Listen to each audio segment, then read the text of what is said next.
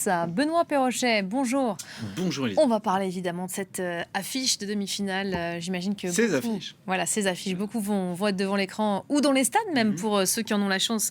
Ce soir, ça va commencer à 18h, jour de demi-finale de la CAN, de la Coupe d'Afrique des Nations, avec deux belles rencontres. Le Sénégal face à l'Égypte et le pays hôte opposé au Nigeria. Et la première demi-finale, dont le coup d'envoi sera donné à 18h du côté de Tanger, donc entre le Sénégal et l'Égypte. Et c'est une affiche, une demi-finale au parfum de revanche pour les Égyptiens. Souvenez-vous qu'ils avaient été battus par les Lions de la Teranga en finale de la CAN au Cameroun en 2021. C'était au tir au but. Quelques mois plus tard, ils s'inclinaient une nouvelle fois face aux Sénégalais, cette fois en barrage de la Coupe du Monde 2022. Vous voyez qu'il y a un parfum de revanche du côté des Pharaons, les hommes de Papio qui réalisent en tout cas eux un tournoi exemplaire avec 4 victoires en 5 matchs. Leur seul accroc, un match nul face au Mali en phase de poule. Depuis, les Sénégalais ont survolé les matchs à élimination directe avec une maîtrise relativement impressionnante. L'Égypte qui n'a certainement pas oublié donc les déceptions passées face aux Sénégalais, les Pharaons qui connaissent par cœur la pression liée à ces rencontres, 7 fois vainqueurs de la compétition, je vous le rappelle, c'est un record.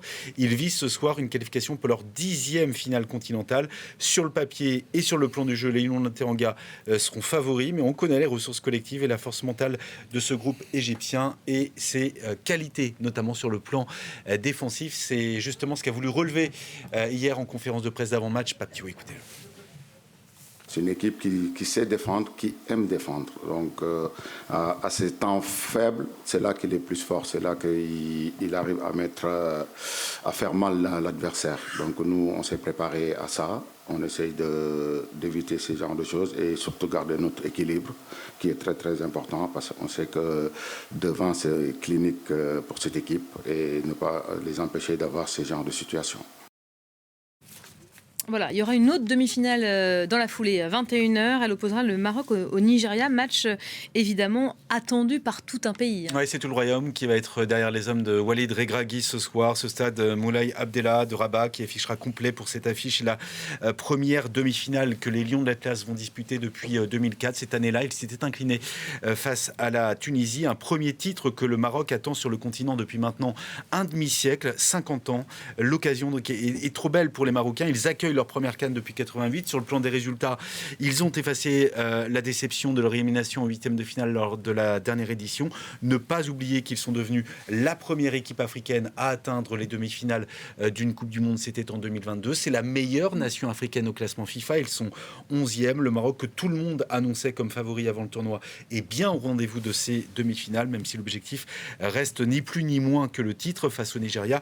Le niveau qui va encore s'élever, le message de Walid Regragui hier en conférence de presse. En termes de concentration, en termes d'impact aussi athlétique dans les duels, dans les courses, on ne pourra pas se permettre, par exemple, de faire 20 minutes qu'on ait fait contre la Tanzanie. Et même peut-être ne pas se permettre les 20 ou 15 dernières minutes contre le Cameroun à se relâcher, à se mettre bloc bas. On sera puni à ce moment-là. Donc voilà, il faudra qu'on soit fort mentalement, mais une demi-finale de CAN, elle t'oblige à élever ton niveau de concentration, de course, pour ne pas permettre au Nigeria de souffler et de pouvoir revenir dans le match ou garder leur impact et technique et athlétique. Bon, les Marocains qui n'auront pas le droit à l'erreur ce soir face au Nigeria, Benoît. Parlez-en aux Algériens qui n'ont pas trouvé la solution tactique en quart de finale face aux Super Eagles. Clinique sur le plan offensif, ces Nigérians, 14 buts en 5 matchs. Walid Regragui qui a dû plancher sur plusieurs scénarios pour tenter de déstabiliser cette équipe nigériane. Le sélectionneur du Maroc, né à Corbeil-Essonnes en banlieue parisienne, en poste depuis l'été 2022. Il n'échappe pas aux critiques, lui non plus, sur la qualité de jeu produite par son équipe. Pas toujours à la hauteur des attentes des supporters malgré les résultats. Au bon résultat, il faut qu'il y ait désormais la manière. Une presse marocaine qui lui reproche un jeu trop restrictif, pas assez flamboyant, des critiques dont a été la cible en France aussi un certain Didier Deschamps. On lui souhaite évidemment la même réussite à Walid Regragui qu'au sélectionneur des Bleus. Gagner ne suffit plus, il faut donc y ajouter la manière. Regragui qui se bat sur tous les fronts, puisqu'en plus des critiques issues de l'intérieur, il doit aussi gérer celles provenant des autres nations, soupçonnant le Maroc de bénéficier d'un arbitrage maison. Mais ça, Voilà, c'est souvent le jeu. C'est ça. On l'entend souvent, ouais.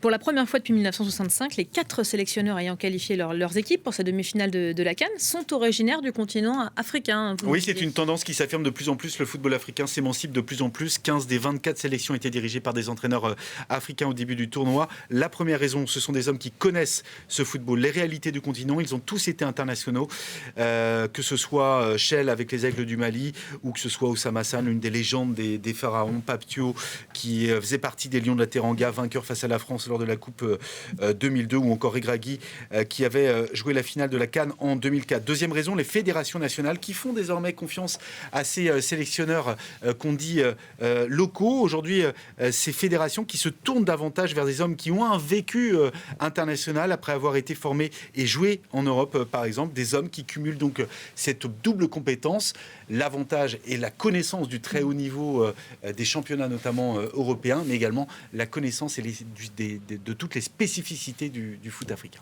Voilà, on vous parle évidemment de cette CAN ce soir sur nos antennes.